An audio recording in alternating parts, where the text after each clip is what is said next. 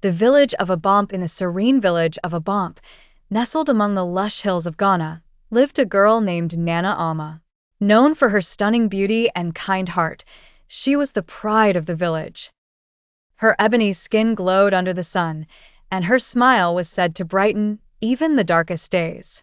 Suitors came from far and wide, hoping to win her hand, but Nana Alma was not swayed by riches or promises of a comfortable life. She dreamed of true love, someone who would see beyond her beauty and cherish her soul. Chapter 2. Kofi. The madman Kofi had once been the brightest young man in Abompe, full of dreams and potential. He was known for his intelligence and kindness. But a tragic event years ago had shattered his mind. The love of his life had died suddenly, and the grief had been too much for him to bear. He lost touch with reality, becoming the village madman. He wandered the streets in tattered clothes, talking to himself, and was often the target of ridicule and pity. Despite his condition, Nana Alma always treated Kofi with dignity. She would offer him food and water, and sometimes even sat with him, listening to his incoherent tales. The villagers thought she was wasting her time, but she believed that everyone deserved kindness, no matter their circumstances. Chapter 3. A strange encounter. One evening, as Nana Alma was returning from the market, she found Kofi sitting by the village stream. He seemed calmer than usual, staring at the water with a strange intensity. When she approached him, he looked up at her, and for a moment, his eyes were clear, lucid. "Nana Alma," he said softly, "beware of the shadows that move without light." She was taken aback. Kofi had never spoken to her in such a coherent manner before. She knelt beside him and asked what he meant, but his gaze clouded over again, and he returned to muttering nonsense. Troubled, she made her way home, the encounter lingering in her mind. That night, she had a strange dream. She saw herself walking through a dense forest, following a faint light. As she drew closer, the light revealed itself to be a beautiful butterfly. But just as she reached out to touch it, a shadowy figure appeared, shrouded in darkness. She woke up with a start, her heart racing. Shrouded in darkness. She woke up with a start, her heart racing. Chapter 4. The proposal. Days later, a wealthy businessman named Mr. Mensah arrived in Abompe. He was known for his vast estates and luxurious lifestyle. He had heard tales of Nana Alma's beauty and had come to seek her hand in marriage. The village buzzed with excitement, for marrying Mr. Mensah would bring great fortune to Nana Alma's family. Mr. Mensah showered her with expensive gifts and promises of a grand life in the city. Her family was overjoyed and urged her to accept the proposal. But something about him unsettled Nana Alma. He seemed too smooth, too rehearsed. She couldn't shake off the feeling that he was hiding something. One afternoon, as she sat by the stream, lost in thought, Kofi appeared beside her. "Do not marry the man of gold, for his heart is as dark as the night," he whispered, before wandering off again. Nana Alma's heart skipped a beat. She didn't understand how, but she felt that Kofi was trying to protect her. She decided to trust her instincts and turn down Mr. Mensah's proposal, much to the dismay of her family and the villagers, who couldn't understand why she would reject such an opportunity. Chapter 5. The dark secret. A few weeks passed, and life in the village returned to normal. Then, one evening, a stranger came to Abompe, looking for Mr. Mensah. He was a journalist from the city, investigating a series of disappearances linked to Mr. Mensah. It turned out that Mr. Mensah was not the respectable businessman he claimed to be. He was involved in human trafficking and had used his charm and wealth to lure unsuspecting young women into his trap. The villagers were horrified. They realized that Nana Alma had narrowly escaped a terrible fate. Grateful and ashamed, they began to see Kofi's warnings in a new light. Perhaps he wasn't as mad as they thought. Perhaps there was more to his madness than met the eye. Chapter 6. The revelation. One rainy afternoon, Nana Alma found Kofi sheltering under a tree, shivering. She brought him a blanket and some food. As she sat with him, she asked, Kofi, why did you warn me about Mr. Mensa? Kofi looked at her, and for a fleeting moment, his eyes cleared again. I see things others cannot, he murmured. The spirits speak to me in riddles, showing me glimpses of what was, what is, and what could be. Nana Alma felt a chill run down her spine. But why me, Kofi? Why do you care? He smiled sadly. You remind me of someone I once knew. Someone I lost because I couldn't see the truth in time.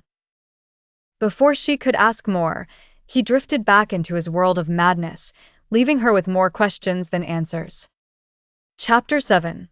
The True Test. Despite the revelations, life continued in Abompe. But Nana Alma couldn't shake off her concern for Kofi. She began to notice strange things. Omens that seemed to follow him. Birds that cawed ominously whenever he passed by, a snake that slithered across his path but did not strike. One evening, she overheard the village elders discussing a plan to send Kofi away to a mental institution.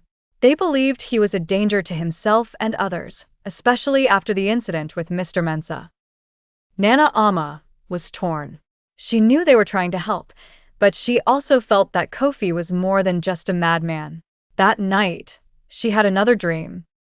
She saw herself in the forest again, but this time she was not alone. Kofi was there, guiding her through the darkness. They came to a clearing where the same butterfly from before rested on a flower. As she reached out, the shadowy figure reappeared, but Kofi stepped between them, shielding her. She woke up, knowing what she had to do. Chapter 10. The butterflies light. One evening, as they sat by the stream, watching the sun set over the hills, Kofi took Nana Alma's hand. I once told you to beware of the shadows, he said softly, but I never told you about the light. She looked at him, puzzled. He smiled, pointing to a butterfly that fluttered nearby, its wings glowing in the fading light. You are the light, Nana Alma, the one who saw beyond the shadows, beyond the madness.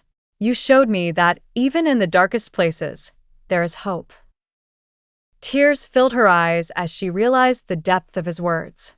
She had saved Chapter 11, the hidden past. After months of peace and happiness, something unexpected shook Nana Alma and Kofi's newfound life together. One day, while organizing the old documents and family belongings in the storeroom of the house they now shared, Nana Alma came across an old, dusty journal. It was written by her late grandmother and was filled with details about the village's past. As she flipped through the fragile pages, one entry caught her attention. Nana Alma's hands trembled as she read the words. A curse? What could it mean?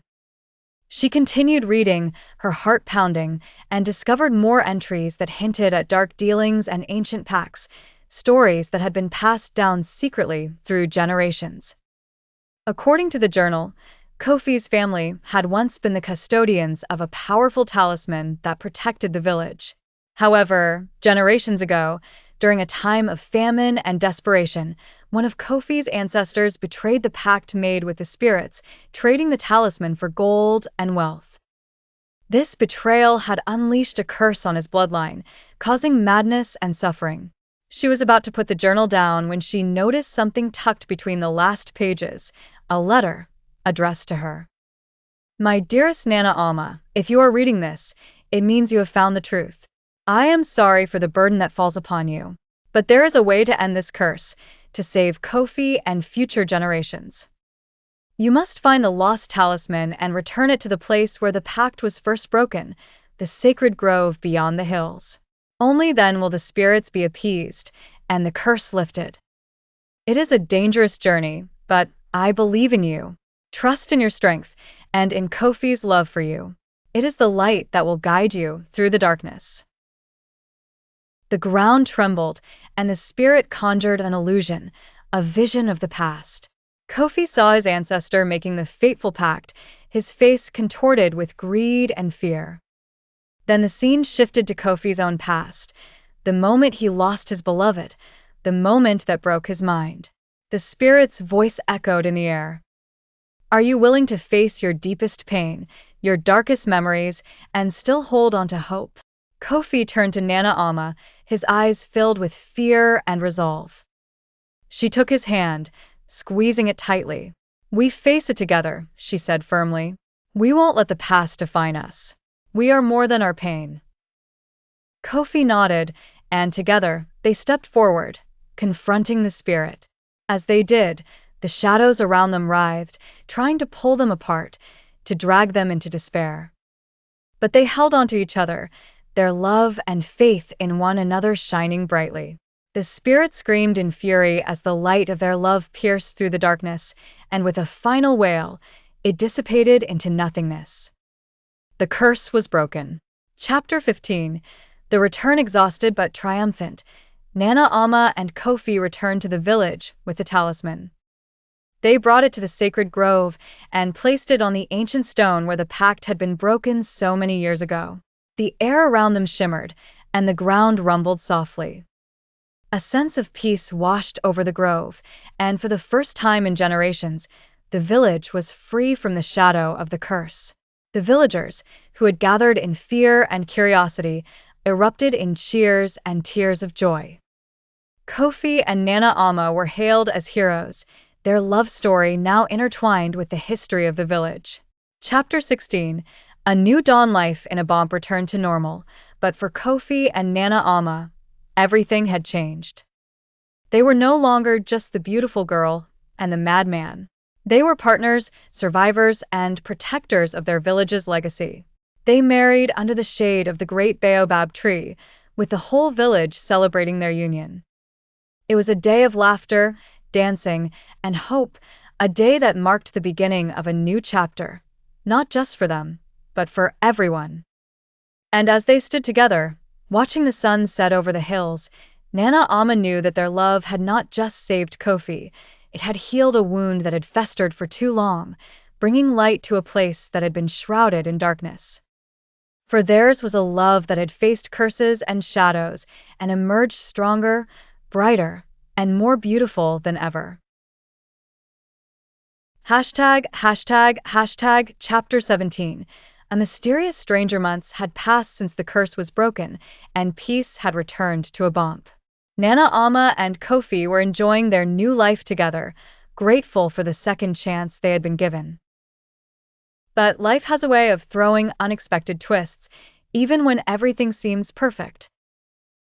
One day, a mysterious stranger arrived in the village. He was a tall, handsome man with a charismatic presence that made everyone notice him immediately. He introduced himself as Kofi, a traveling merchant and storyteller. He claimed to be passing through and asked to stay in the village for a few days to share his stories in exchange for food and shelter. The villagers, always welcoming to guests, agreed.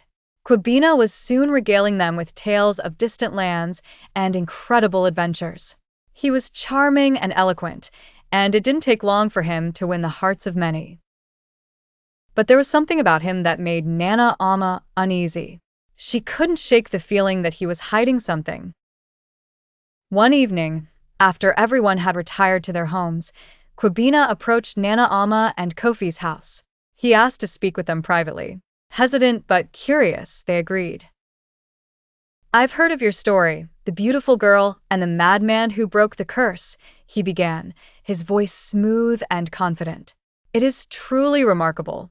But I am here to warn you that your journey is not over." Kofi frowned. "What do you mean?" "We broke the curse. The village is at peace." Kofi nodded, his eyes flickering with something Nana Ama couldn't quite place. "Yes, you did. But you see, when you broke the curse, you released something else, something that had been locked away for generations." The talisman was more than just a protective charm. It was a seal, a barrier keeping an ancient evil at bay. Nana Ama's heart skipped a beat. "What are you saying?" Kofi leaned in closer, his expression grave. "I am saying that the curse was just the beginning. The real danger lies ahead. And if you do not act quickly, the entire village, perhaps even the world, will be in grave danger." Hashtag chapter 18. The awakening. Nana Ama and Kofi exchanged worried glances. They had faced so much already. Could it be true that their struggle was not yet over? What kind of evil are you talking about? Kofi asked, his voice steady, but his eyes filled with concern.